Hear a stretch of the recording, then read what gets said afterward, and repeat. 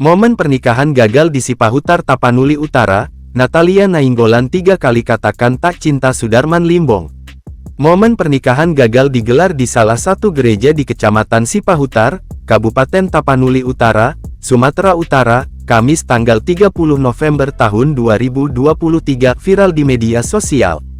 Pernikahan calon pengantin pria yang bernama Darman Limbong dengan calon mempelai wanita bernama Natalia Nainggolan itu sedianya disahkan di hadapan pendeta. Seluruh tamu undangan dan keluarga telah berada di gereja. Dalam video yang diunggah oleh akun Facebook Fitra Dame Silitonga, ia menyebut bahwa kejadian tersebut baru pertama kali terjadi di Kecamatan Sipahutar.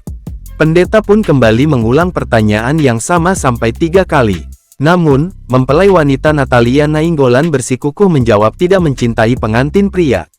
Pihak keluarga dan pengunjung yang berada di gereja sempat terkejut mendengar jawaban tersebut.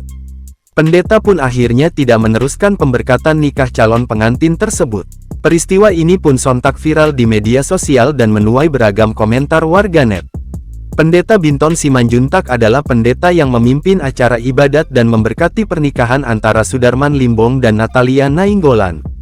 Ia mengisahkan, pernikahan bersifat sakral, sehingga dirinya tak mau melanjutkan pemberkatan tersebut. Nah, saya selaku pendeta tidak berani meneruskan atau melanjutkan pemberkatan pernikahan. Selanjutnya, ia menjelaskan secara detail alasan pembatalan pemberkatan pernikahan tersebut.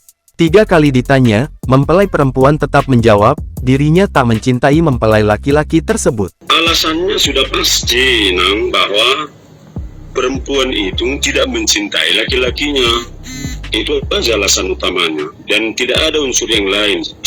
Karena pertanyaan pendeta begitu jelas sampai 3 kali.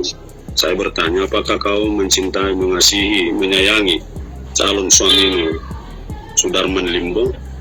Tidak, sampai 3 kali. Selanjutnya, ia menyampaikan perihal perkenalan kedua mempelai yang masih seumur jagung.